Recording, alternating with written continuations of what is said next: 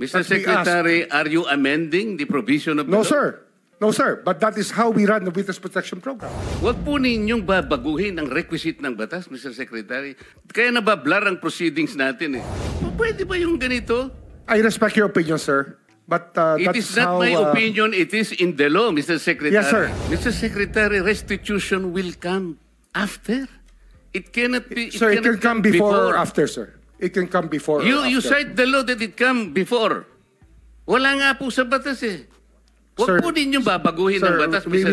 are Secretary. I am articulating the provision of law. You do not change the provision of law, Mr. Secretary. You may be disbarred from doing this. Your Honor, dahil in good faith po ako, kahit wala po akong inaasahan pa kung ano ang mangyayari sa akin, I will sign this. Nagpapatunay na ako po ay willing po makipag-cooperate. I will sign this one po. Salamat po.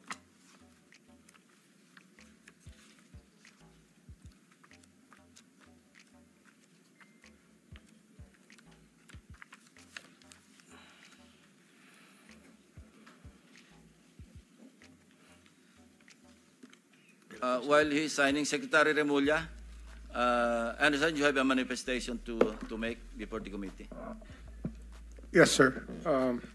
Morning, Mr. Chairman. Morning, members of the committee. Due to the gravity of the allegations in the affidavit and it being a sworn statement, I believe that this will be very helpful to the Department of Justice and the Witness Protection Program in trying to file a case as soon as possible, as this is the demand of the people. This is what the people of the Philippines want.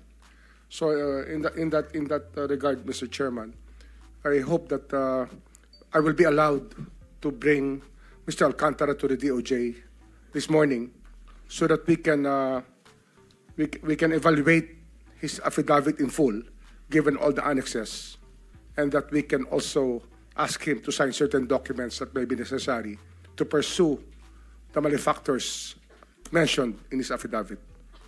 That is our request, Mr. Chairman. On condition that you have to bring him back after lunch, so the members of the committee may also propound questions. No? Yes, sir. We will bring him up. We bring him back by 1:30 to 2 o'clock, sir. In the meantime, they can read the affidavit, the signed affidavit, so they can prepare their questions later. Yes, sir. Any objection? Hearing none, so the manifestation or the request of the Secretary of Justice is hereby approved or granted.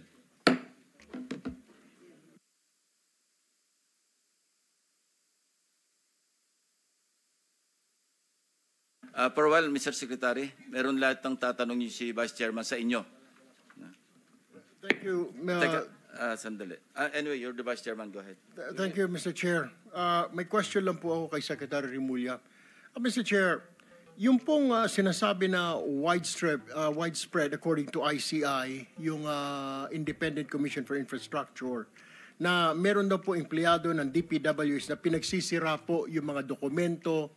Ito po ay parang itinatago, Mr. Chair. Ang tanong ko po kay Secretary, ito po ba ay makakasuhan na rin ngayon dahil mukhang malinaw pa sa sikat ng araw na may tinatago, removal, concealment at destruction po ng mga documents, Mr. Chair? Yes, sir. We can file the cases immediately. So, marami po yatang violation ito, Mr. Chair. One last question for the Secretary. Falsification din po ng public officer or employee under Article 171, violation of PD 1829, at saka violation of Republic Act 9470. So lahat po ito, ikakaso po, ikakarga po ito. Pwede po ikarga. Depende po sa facts of the case lang, sa mga allegations natin at sa ating ebidensya. Na-identify nyo na rin, Mr. Chair, nasabi na po ba sa inyo ng ICI kung sino pong tao na ito?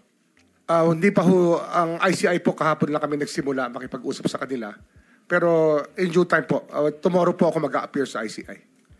Maraming salamat po, Mr. Chair. Thank you, Interjection, Mr. Secretary. Chair, with the indulgence of the Yes, Vice please. Chair. Salamat, Mr. Recognize. Chair. Kay Secretary Remulla, sir, sa pagkakaalam po ng DOJ, meron po bang mataas na tao na nag-utos sa itong report ng widespread destruction ng mga dokumento kaugnay nung iniimbestiga ng Blue Ribbon Committee? Wala pa ho kami nakukuha na pero iniimbestigahan ho ng NBI yan.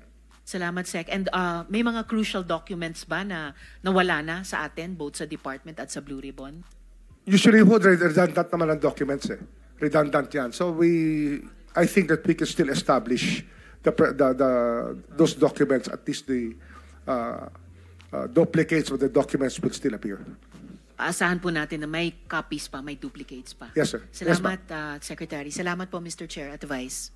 Meron din akong gusto i-clarify kay Secretary Remulla. Hindi po limitado kay Henry Alcantara ang inyong pagkonsidera, at least pag-consider, na may maipasok pa sa program, hindi po ba? Hindi po. It's not limited to him.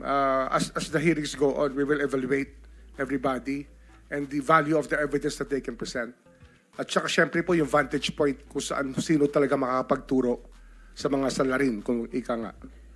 So pwede rin pong matanggap sa Witness Protection Program ang mag-asamo Diskaya, pwede rin si Bryce Hernandez, as maski sino sa mga resource persons natin, depende sa inyong evaluation.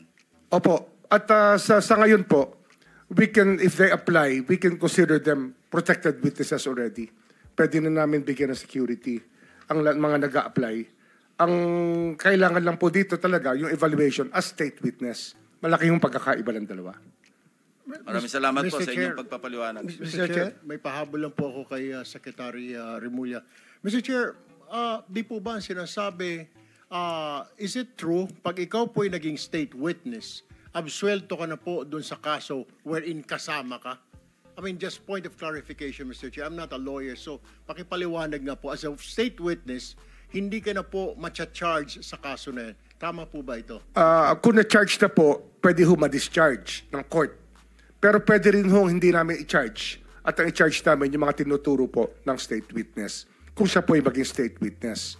At sa aming, ang mahalaga po dito, yung magiging agreement ng DOJ sa magiging state witness, ay hindi ho sila magva-violate ng mga patakaran na nakalagay po sa Memorandum of Agreement between the state witness and the Department of Justice. So this is one way, Mr. Secretary, Mr. Chair, na mapapanagot po natin, aabutin po natin yung pinakamataas dito, Mr. Chair. Yun po yung ideya. The higher up the food chain, the better. Kasi yun po yung gusto natin mangyari dito at managot po. Yung dapat managot. Kasi dapat po matuto na po ang bansa natin. At hindi na ho talaga tangkapin yung ganito mga gawain ng mga leader natin. Yun po yung ating gusto mangyari. Mr. Chairman, I'm sorry. Yeah, Mr. Chair, one last question for the Secretary. Nabigyan na rin po ba kayo ng abiso ng Pangulo na wala pong sisinuhin because yun po yung press statement niya, kamag-anak, kaibigan, kaalyado, wala pong sasantuhin. Were you given that instruction already, Mr. Chair? Opo, ayan po ay malinaw na malinaw sa aming usapan. Sa mga usapan namin mula nung simula pa ho ng kanya pong ni-reveal yung mahiya naman kayo speech ay sa SONA po. Lagi pong ganun ang usapan namin. Dapat lahat yan managot na. Panagutin natin lahat.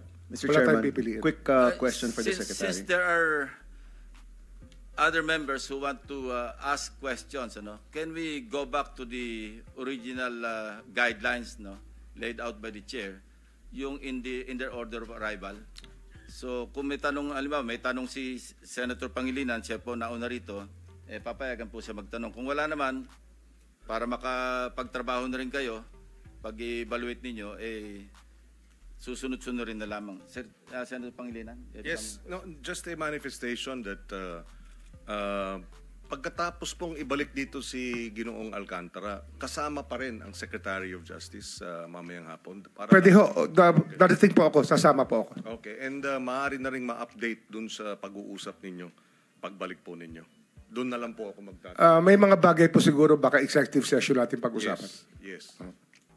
With that, wala na po akong tanong kay Thank you, Secretary. Senator Kiko. Senator Bam? Quick question for the Secretary. Secretary, pagdating sa pagbabalik ng pera, tama ba na pwede itong gawing kondisyon sa pagpasok sa Witness Protection Program o pagiging state witness? o hindi ho kasama ang usapin po ng pagbabalik ng pera? Ang ano ho kasi, ang pagbabalik ng pera, yan po ay inuutos ng korte. Pero para ho makita natin ang good faith ng isang testigo, isang tanong po yan na binibigay natin sa kanila. Kasi kung gusto ho nila maprotektahan, dapat yung full good faith, isosoli talaga nila. Yun po yung isang test natin sa kanila. Hindi ho, wala ho yun sa patakaran, pero isang test po kung reliable po yung witness o hindi. Mr. Secretary, palagay ko po yan ang hinihintay ng maraming tao. Kung meron pong mag-state witness, mahalaga na maibalik po yung pera na ninakaw po sa ating bayan. Opo, salamat po. Mr. Chairman, Chair. just very quickly lang, just to follow up. Okay, Very quick. go ahead. Yes. At doon sa usapin, kasama ba na sa usapin ng good faith, ilalabas niya lahat ng mga accounts niya at ipapaabot sa inyo? Hanggang sa kaya pong makuha sa testigo, yan po yun talaga mga gusto natin mangyari. Accounts Kasi and amounts. opo, kasi may dalawa naman tayong proseso rito. Pwede ho itong hingin sa kanila. Kung di naman nila ibibigay, andyan naman po yung ating Anti-Money Laundering Council na pwede hong mag-freeze ng accounts. At yun lang po, papa-forfeit lang po natin sa Sandigan Bayan pagdating ng panahon. Willing ba si Ginoong Alcantara ngayon na sasabihin niya sa pag-uusap niya? Senator Pangilinan, you're limited to one Yes, question. yes or no lang, Mamaya yes na or lang tanghali. Oh, yes or no lang, Mr. We will ask him. I think that he has signified his willingness to do that already Ayan. in a prior message to one of the contacts in the Senate. Sir. And for the record, Mr. President, si Ginoong Alcantara is nodding his head. Hindi man siya nagsumagot, he is nodding his head. Thank you. Thank you. Senator Risa. Quick two follows up, Sec, dun sa kaninang issue ng reported na destruction at tampering ng mga DPWH documents kaugnay nitong investigasyon. May suspetsya na po ba ang DOJ kung sinong mas matataas na taong maaring nag-utos niyan? Posible pong mas mataas. Yan po yung ating tinitingnan sa loob po ng opisina ng DPWH tsaka lahat po ng pwedeng mabanggit sa mga sinumpang salaysay. Yan, wala ho makakatakas dito pagdating sa suspetsa. Everybody's a suspect pag nandito na po sila. Everyone is a suspect all the way up to the top of food chain, ika nga sa DPWH. Opo, opo. And lastly po, kung mayroong mang kayong ma-establish na importanteng dokumento na natamper na o na-destroy na, paano pong gagawin? Paano po bubuin yung chain of evidence tungkol sa iniimbestiga ng komite? We will have to resort to secondary evidence. Pero yeah, that is an accepted mode under the rules of court and under evidence.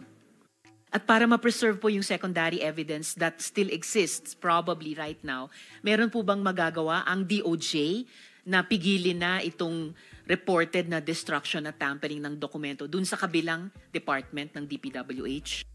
Yung nga, pinag-uusapan na ho yan, as we speak ngayon, meron na ho kami mga taong nakikipag-usap sa kanila. Salamat po, Secretary. Mr. Chair. Thank you, Senator JB. Mr. Chair. Let's limit our questions kay Secretary Remulla para mamaya sa mga ibang resource persons na lang. Senator JB? Hindi, teka muna. Meron tayong Senator Soto is next. Wala. Senator Marcoleta. Senator Soto. Wala. Senator President. Senator Marcoleta? Thank you, Mr. Chair. Mr. Secretary, a couple of days ago, in the last hearing when you were here, we somehow settled the issue that restitution is not a requisite for an applicant to the WPP. Is that correct? It's not in the law. But sa akin ko kasi, hindi lang po batas na nagdidictate dito. It's also what is morally right, what is expected of us. Yan po kasi, kahit hindi nilagay sa batas, mga given po yan sa ating lipunan. What do you mean by that, Mr. Secretary? Kasi wala nga sa batas yung Wala nga sa batas. Yung Then, requirements ano ilalagay mo sa batas? for admission to the witness protection. Ang restitution is not part of it. Yes, it is not. Pero hindi ho nangangahulugan na hindi namin pwede i-layout yan depending on the case. Mr. Secretary, I am still in the stage where a particular applicant wishes to apply under that program. And there is a process. In the process, restitution is not one of the requisites. Is that correct? Opo, pero if it's in terms of this teka case muna. being a financial crime, sir, this is a a crime against the Mr. Secretary. financial status of the Filipino people, of the Philippine Republic, I think that it's just right. Mr. that we ask. Secretary, are you amending the provision of the No, law? sir. No, sir. But that is how we run the Witness Protection Program. As a lawyer, Mr. Secretary, may I ask you, in a criminal prosecution, the civil liability is impliedly instituted. Is that correct? Of course. Kaya nga eh. Hindi naman nangangahulugan kung sakasakali na natapos na yung criminal prosecution.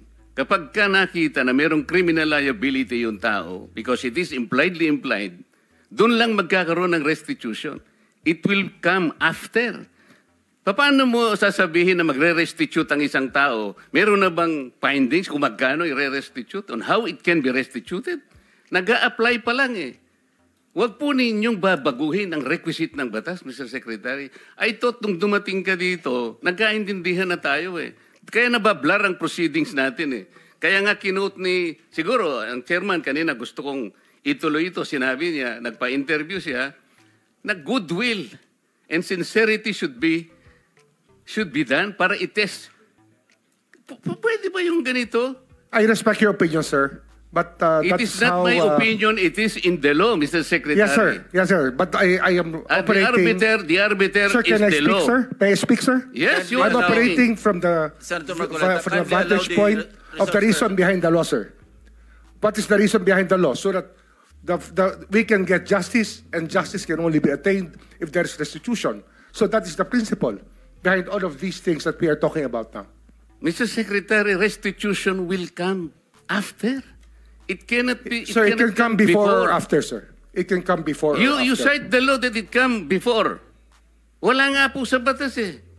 Huwag Sir, po ninyong babaguhin ang batas, Mr. Secretary. we are operating on a unique set of facts, and we are, all of these matters are being evaluated because the gravity of this financial crime cannot be underestimated, and that the more assets that we're able to preserve at the outset, the better for our country, sir. Mr. Secretary, I'm very sorry for such a reasoning like that.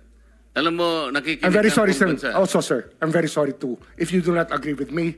But I respect your opinion, sir, and we will carry out our job as we deem fit, as we see. Mr. Chair, I said that the I country am not needs. expressing an opinion here. I am articulating the provision of law. You do not change the provision of law, Mr. Secretary.